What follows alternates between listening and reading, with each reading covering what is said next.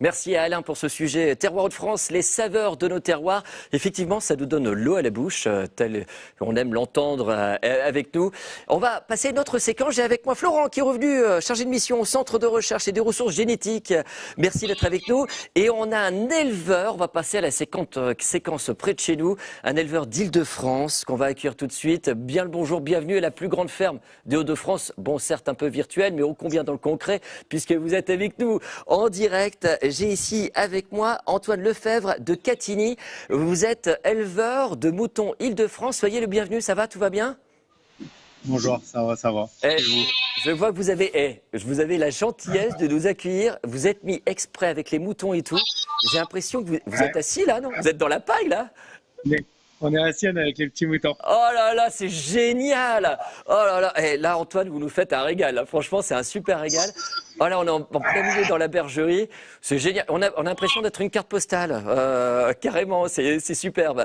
Alors, on n'était pas sûr de pouvoir venir faire un direct chez vous. C'est pour ça qu'on a emmené des équipes il y a quelques jours, filmer un peu votre activité, présenter. Ce que je vous propose, c'est de voir le premier sujet et de réagir peut-être ensemble sur ce qu'on voit, comment on peut interagir. Et puis je vais rappeler également à nos internautes, téléspectateurs, qu'ils peuvent à tout moment poser des questions grâce au chat qui est prévu pour cela. Vous allez sur salondelagriculture.hautdefrance.fr ou tout simplement sur les moteurs de recherche. Vous cliquez sur chat ou sur les réseaux sociaux. C'est Pascal qui vous prend et on fera remonter toutes les questions. Donc, on va pouvoir échanger de cette façon-là tous ensemble. Je vous propose tout de suite de voir le premier sujet. C'est Boris qui est parti à votre rencontre il y a de cela quelques jours, un peu pour découvrir votre activité à Catigny, le mouton Île-de-France.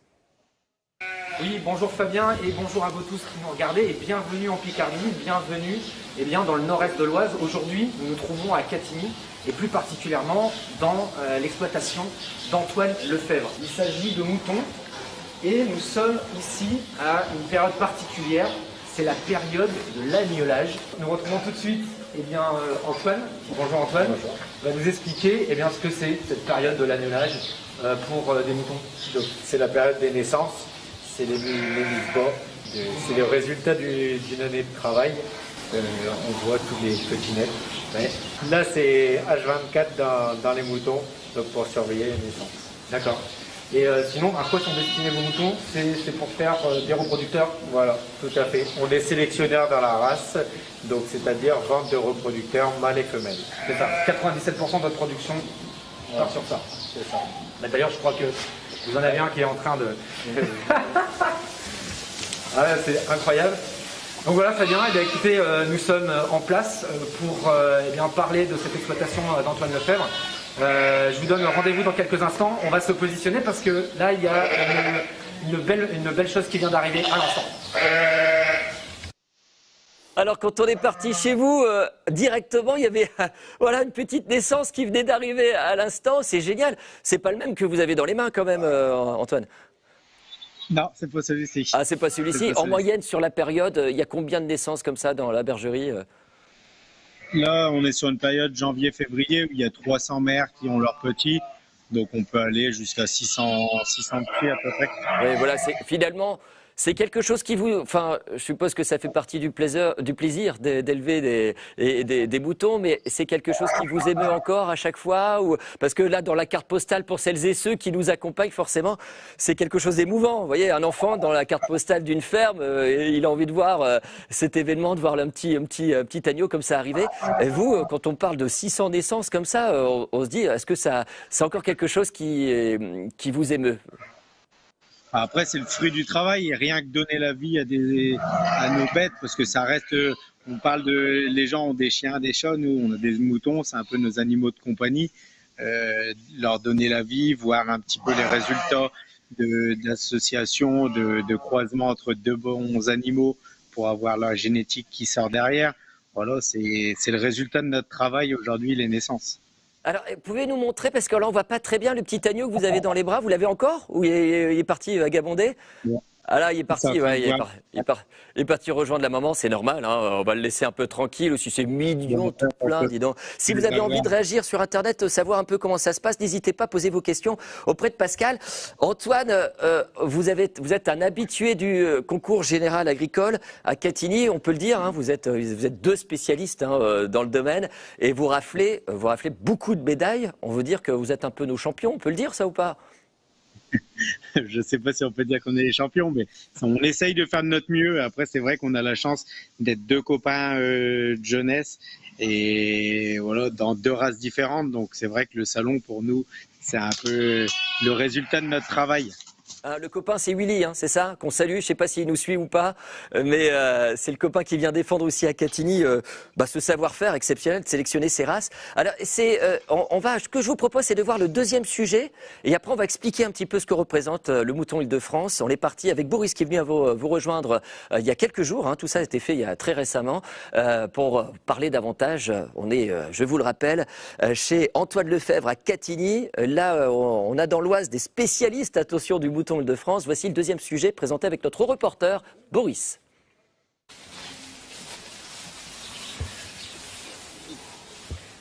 Donc là, vous venez de donner la vie. Ouais, donner la vie, c'est une des plus belles choses de notre métier. C'est vrai qu'on s'occupe toute l'année de nos animaux. C'est un peu la consécration de notre travail.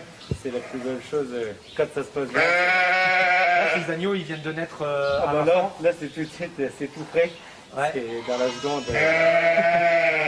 C'est la période d'agnolage, c'est ça? Là, on est en plein dedans. On a deux périodes d'agnolage, donc on en a une au mois de septembre et une là au mois de janvier-février. On la découpe en deux, on a 600 brebis, donc on découpe la période en deux pour avoir un petit peu moins de travail parce que 600 une seule fois c'est compliqué. Ouais. Et alors comment ça se passe justement cette mise à bas? Vous aviez repéré forcément la brebis qui était prête. Après voilà, c'est l'œil de l'éleveur, Ouais. On connaît nos animaux, donc souvent quand ils ont des petits comme ça, ils se mettent à l'écart et on les voit commencer à pousser, à avoir des contractions. Donc la brebis elle se raidit un petit peu. On voit la poche des os arriver. Ensuite, quand ça se passe bien, il se débrouille toute seule. Ouais. Mais il faut toujours avoir l'œil et toujours être là pour venir surveiller un petit peu. Et alors comment ça se passe une fois que les agneaux sont nés? Ouais. Alors dès que les agneaux ils sont nés comme ça, on les met dans des petits parcs, dans des petits carrés individuels. Voilà, on leur met soit d'eau, soit de nourriture pour pouvoir bien s'en occuper et apprendre que la mère apprenne bien à prendre ses petits agneaux. Donc les meilleurs restent une journée ou deux. Après des fois ça peut être un peu plus long selon la montée de lait de la mère. Vous y passez, là c'est du H24, vous dormez pas la nuit, c'est ça? Voilà, c'est des périodes où c'est très compliqué. Donc on certifie à nos acheteurs qui est la mère et qui est le père de l'agneau. Donc quand il y a les naissances, ça se passe, ils sont à plusieurs. Si jamais il y en a une qui a ses petits en même temps, il ne faut pas qu'ils se mélangent parce que sinon on ne peut plus certifier si réellement c'est ses petits ou pas ses petits. On a un rôle de certification pour nos acheteurs. On est obligé de se lever régulièrement la nuit. Ouais. Mais c'est de la passion. Après voilà, c'est un métier passion. On est content de pouvoir donner la vie. On se verrait pas se lever le matin et arriver comme un cheveu sur la soupe en disant bon, qu'est-ce qui s'est passé cette nuit. Voilà, on aime tellement nos animaux qu'on est au plus près d'eux et on est là pour leur apporter notre soutien, notre aide au cas où. Écoutez Fabien, voilà, je crois que les images parlent d'elles-mêmes. On arrête là du coup cette séquence sur l'agnolage et donc cette incroyable arrivée de nouveau-nés. Et on se retrouve dans quelques instants pour parler de la finalité de tout ça, c'est-à-dire l'élevage, de la génétique, c'est-à-dire en fait de la création d'agneaux destinés à la reproduction. Alors, merci pour ces images, elles sont incroyables. Merci à Boris et à Thibaut qui sont partis vous filmer également chez vous. On a bien compris, Antoine, que là en ce moment c'est une période compliquée. Hein. C'est terminé ou on est encore dans la période de l'agnolage là? Ça se termine, mais on est encore dedans. Voilà. Bon, après, c'est vrai que le week-end, j'ai la chance d'avoir mon père qui vient me donner un coup de main.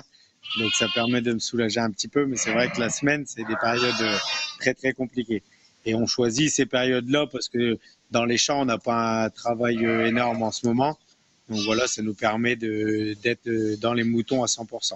Oui, parce que c'est l'une des caractéristiques, et vous allez me contredire au besoin, l'avantage d'élever des moutons, et en particulier peut-être que le mouton Île-de-France est très adapté à ça, c'est qu'il vient très très bien en complément d'une activité agricole plutôt de terre, hein, et vous pouvez pendant les périodes d'hiver vous occuper plutôt des moutons. C'est très complémentaire. Comment vous appelez, comment vous organisez, qu'est-ce que vous faites d'autre à part l'élevage des moutons Île-de-France?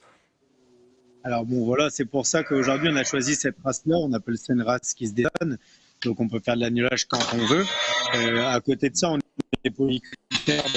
On fait du blé, des betteraves, du lin, des pois de conserve. Et on a aussi des vaches laitières. Donc, il faut absolument je me vois pas du tout délaisser mes moutons. Donc, je vais être à 100% dedans. Donc, on fait dans des périodes où les travaux de plaine, travaux des champs, est très calme. En janvier, février, on n'a pas grand-chose à faire. Et le mois de septembre, par calme pour nous.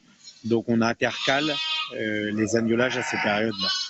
Alors, vous représentez admirablement bien ce que fait la région de France en termes agricoles, hein, parce que vous m'avez dit, vous faites du blé, hein, c'est ça, hein, on est numéro 1 français du blé tendre en région de France. Vous m'avez dit, vous faites quoi après? Des betteraves. Des betteraves. On est numéro 1 français de la betterave aussi. Vous faites du lin. On est 2e français du lin. Bref, vous êtes un pur produit Hauts-de-France pour nous. Hein. Le candidat parfait pour venir nous rejoindre dans la plus grande ferme des Hauts-de-France. C'est adorable d'être avec nous. Alors, j'ai Florent qui est avec nous, qui est chargé de mission au Centre de recherche et de ressources génétiques. Comment on fait pour reconnaître un mouton Île-de-France, Florent, dans le patrimoine? Tu peux nous dire ou pas? Le mouton Île-de-France, c'est une race qui a beaucoup d'effectifs et qui n'est pas dans nos races régionales à nous, mais c'est un mouton qu'on reconnaît aisément à son faciès, quoi. Il a un petit toupet sur la tête, une tête blanche, c'est un grand mouton bien conformé qui fait des très bons agneaux de boucherie. Alors j'ai une question, on est avec Pascal qui suit nos internautes et téléspectateurs. Vous pouvez à tout moment faire remonter des questions et on a une question. Vas-y Pascal. J'ai 2 questions, donc une sur la finalité du mouton, à quoi ça sert un mouton Île-de-France, qu'est-ce qu'on en fait, et une question plus pour Monsieur Lefebvre, hein. Les tontes de moutons se font à quelle fréquence? Alors, on va partir avec Antoine. Les tontes de moutons, ça se fait à quelle fréquence? On va répondre d'abord à cette question. Donc, la tonte de mouton, c'était 1 fois par an. Aujourd'hui, la laine, la production de laine, ça consomme, les animaux mangent 7% pour produire de la laine. Donc après, sur des jeunes animaux, on peut des croissances importantes. On les tonde plusieurs fois, tous les 4-5 mois, on peut les tondre. Après, sinon, les mères ou les bêtes adultes, on les tond 1 fois par an. Et en ce moment, on a un gros problème. Donc, c'est avec la vente de laine. Il n'y a aucun débouché. Toute la laine, normalement, part dans les pays asiatiques, surtout la Chine. Donc, en ce moment, c'est très calme avec le problème du corona. Ah oui. On a les stocks encore dernière. D'accord. En ce moment, habituellement, la laine, c'est un débouché sûr pour votre activité. Comme le textile, malheureusement, même si on en fait encore dans notre région, mais la plupart de votre production part en Asie, voire en Chine. Et là, forcément, avec le phénomène du coronavirus, vous n'avez pas pu déboucher cette production. Alors, la deuxième question, elle est indirecte aussi. Hein, c'est que est-ce qu'on élève des moutons que pour la laine ou est-ce qu'il y a une autre finalité pour votre production? La laine, aujourd'hui, c'est vraiment quelque chose de minime. C'est surtout soit les agneaux, les ventes de boucherie, ventes en boucherie, ou alors nous, on est 100% pour de la reproduction. Donc nos femelles, 97% de nos femelles partent pour des éleveurs en France ou à l'étranger. D'accord, ce que je vous propose, c'est de voir le 3e sujet, parce que c'est le sujet que vous avez évoqué avec Boris, notre reporter, justement. C'est cette activité et d'où l'importance de participer à beaucoup de concours, je suppose. C'est de porter cette race de moutons Île-de-France et d'en être l'un des leaders de manière génétique, de garantir. Donc on vient vous acheter vos bêtes, hein, évidemment, ou alors les semences, vous les expliquez très bien d'ailleurs. On va regarder le sujet, puis on va en reparler ensemble tout de suite après. C'est parti pour le 3e sujet. Et bien voilà, Fabien, ainsi que vous tous qui nous regardez, vous pouvez le voir sur les images de Thibault Labrief, le bélier qui a remporté l'année dernière au Salon international de l'agriculture le prix de la génétique masculine. Ça veut dire en fait que c'était le plus beau reproducteur, le reproducteur qui avait le plus de caractéristiques fortes de sa race. Et c'est précisément ce que vous, Antoine, vous faites en fait. Oui, voilà, aujourd'hui on recherche à améliorer la valeur génétique de notre troupeau et des troupeaux de nos acheteurs, donc par la prolificité et la valeur laitière. La prolificité, c'est le nombre de petits qu'une brebis va faire par année. Voilà. Et puis la valeur laitière, eh bien, C'est pour que les agneaux grossissent vite. d'accord. Et il y a d'autres critères quand même aussi, j'imagine, qui interviennent. Donc il y a le critère de la croissance et après l'aspect de l'animal. L'aspect Il ne animal. faut pas qu'il y ait de défaut par exemple. Pas de défaut au niveau des pattes, au niveau d'une couleur différente. On voit bien, c'est des animaux blancs. D'accord. Là autour de nous, on peut le voir, il y a la nouvelle génération qui vient d'arriver. On a la génération qui va mettre bas d'ici septembre. Voilà. Vous n'avez pas encore inséminé. Voilà. Là en fait, on a toute votre activité qui est ici. Et ce qu'on voit, c'est un mouton particulier, c'est le mouton Île-de-France. Tout à fait. Alors pourquoi mouton Île-de-France? Donc le mouton Île-de-France, à côté, on ne fait pas que de l'élevage, on a aussi des cultures et cette race-là s'adapte très très bien. C'est une race qui se désaisonne, donc c'est-à-dire on peut faire de l'annulage du 1er janvier au 31 décembre. Une fois que vous avez justement élevé vos bêtes et qu'elles sont prêtes à la vente, vous les vendez à qui? Donc aujourd'hui, soit des éleveurs français ou des éleveurs étrangers, selon la demande. D'accord. Et alors donc, pourquoi est-ce qu'ils viennent vous acheter ces animaux-là, qu'on comprenne bien Donc on a la chance par les différents salons, aussi bien le salon de l'agriculture ou d'autres salons, de pouvoir faire des concours et en fonction des résultats, on attire plus ou moins les acheteurs. Les gens qui viennent vous acheter vos moutons, c'est pour en fait entretenir la valeur génétique de ces troupeaux. Tout à fait. Les gens souvent viennent pour chercher chez nous, ils savent que c'est surtout l'aspect génétique, donc pour améliorer leur prolificité ou leur valeur laitière. Comment est-ce qu'on se positionne justement en tant qu'éleveur par rapport à toutes ces bêtes? Aujourd'hui, c'est une passion avant tout, l'élevage. Donc les différents concours, les différents résultats nous permettent de se récompenser du travail accompli d'une année. Ouais, très bien.